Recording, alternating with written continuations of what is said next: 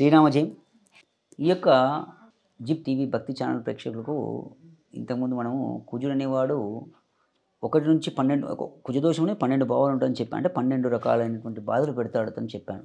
12 రకాల్లో కొన్ని కుజదోషాలు మంచివని కూడా చెప్పాను. యోగా అని చెప్పాను. అంతేగాని కుజదోషం అనగానే ఏదో పెద్ద తప్పు చేసినట్టుగా దానికి ఏదో ఈ మధ్యకాలంలో చాలా బాధపడుతున్నారండి. ఎందుకంటే నేను వీడియోస్ చేయడానికి కూడా కారణం ఏంటంటే కుజదోషం అనగానే ఇక వాడికి పెళ్లి కాదు, వివాహం కుజదోషం ఉంది ఏంటది? దీనివల్ల ఎంత మానసికంగా ఇబ్బంది పడతారు.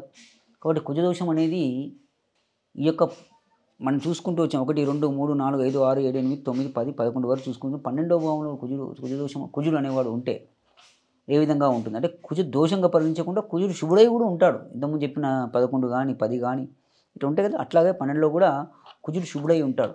మీకు ముఖ్యంగా కుజుడు అనేవాడు ఏమన్నా నేను ఫైరీ ప్లానెట్, అవునా కదా? అంటే ఒక మోర్ యాక్టివ్నెస్ ఇస్తాడు. ఈ కుజుడు అనేవాడు 12వ భావంలో ఉంటే వెనకటికి ఏం చేసేవారంటే జాతక పరిశీలించి కుజుడు అనే 12వ భావంలో ఉంటే అతన్ని సైనిక అధ్యక్షునిగా నియమించేవారు.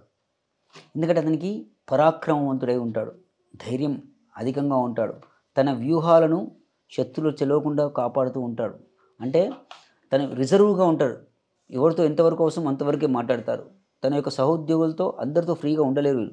కొంతమందితోటి కఠినంగా ఉంటారు, కొంతమందితో తన యొక్క వ్యూహాన్ని చెప్పగలుగుతూ ఉంటారు. తనకంటూ నమ్మకస్తమైన ఒక టీంని ఏర్పాటు చేసుకుంటూ ఉంటారు. ఈ యొక్క 12వ భావంలో కుజుడు కనుక ఒకవేళ శుభుడై వేరే గ్రహాలతో ఉంటే కనుక తన యొక్క గౌరవాన్ని అప్పుడప్పుడు కోల్పోవాల్సి వస్తూ ఉంటుంది. అయితే తనకు సెల్ఫ్ రెస్పెక్ట్ ప్రతి ఒక్కరికి అట్లాంటి కోల్పోవాల్సి వస్తూ ఉంటుంది. కాబట్టి ఇట్లాంటి యొక్క బాధలు కానీ ఇట్లాంటి యొక్క మంచి కానీ ఈ యొక్క శుభుడై ఉంటే చేస్తూ ఉంటాడు. ఈ 12వ భావంలో కనుక కుజుడు కనుక ఉన్నప్పుడు ఏం చేయాలంటే మీరు ఉదయం లేసి ఇంత తేనెను చేతిలో వేసుకుని, మంచి తేనె, ఈ కెమికల్ తేనె కాదండి. మీకు ఊళ్ళల్లో ఎవరైనా తెలిసిన వాళ్ళు తేనె తెచ్చుకొని ఆ యొక్క మంచి తేనెను ఉదయమే లేచి ఆ యొక్క మంచి తేనెను కొంచెం తీసుకోండి. అదేవిధంగా మీరు మీ యొక్క చేతితో స్వీట్లు, ఇంతకుముందు ఏదో దానికి కూడా చెప్పాను, స్వీట్స్ అనేది మీరు సొంత చేతులు తయారు చేయండి. చేసి వాటిని మీకు ఇష్టమైనటువంటి దైవానికి నైవేద్యంగా పెట్టడం, లేదా ఏదైనా వృద్ధాశ్రమంలో వారికి ఇవ్వడం, లేదా మీ సహోద్యోగులకు వాళ్ళ ఇంట్లోకి వెళ్ళడం, అంటే నీ చేతితో చేసిన స్వీట్స్ వాళ్ళకు ఇస్తూ ఉండడం. తర్వాత అదేవిధంగా మీరు మీ యొక్క భూమిని వీలైనంత వరకు కాపాడుకుంటూ ఉండండి, పెద్దల ద్వారా వచ్చిన ఆస్తిని.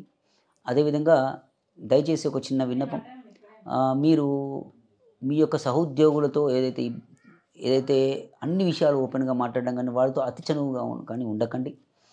అదేవిధంగా ఈ యొక్క 12వ భావంలో కుజుడు ఉంటే నేను ఇంతకుముందు చెప్పినట్టుగానే ఈ యొక్క హనుమత్ యంత్రాన్ని 8, 3, 10, 9, 7, 5, 4, 11, 6 దీన్ని హనుమత్ యంత్రం అంటాం. ఈ యొక్క యంత్రాన్ని రాగి సాలిడ్ దానిపైన చేయించుకొని ఓం క్రాం క్రీం క్రోం సవోమాయ నమః అనే మంత్రాన్ని ఎట్లా గాలి పీల్చుకొని నిటారుగా తలపెట్టి ప్రశాంతంగా చదవండి. ఒక 21 సార్లు 50 ప్రతినిత్యం చదువుకోండి. మీ యొక్క మెదడులో ఉన్నటువంటి న్యూరాన్స్ను అది కంట్రోల్ చేస్తూ ఉంటుంది. సో ఇట్లాంటిది. అదేవిధంగా ఏదైనా మంగళవారం నాడు ఏదైనా హనుమత్ గుడిలోకి వెళ్ళి అక్కడ బ్రాహ్మణునికి ఎర్ర కందిపప్పు, అదేవిధంగా ఎర్ర వస్తువులు కానీ, ఎర్రటి పగడం కానీ, ఎర్రటి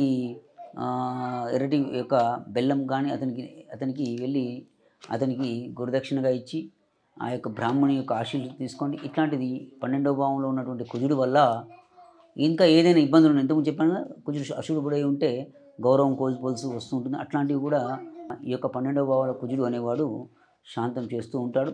కాబట్టి ఇంతటి మంచి విషయాన్ని మీరు ఒకరు తెలుసుకుంటే ఎలా 10 మందికి తెలియజేయండి. శ్రీరామ జయం.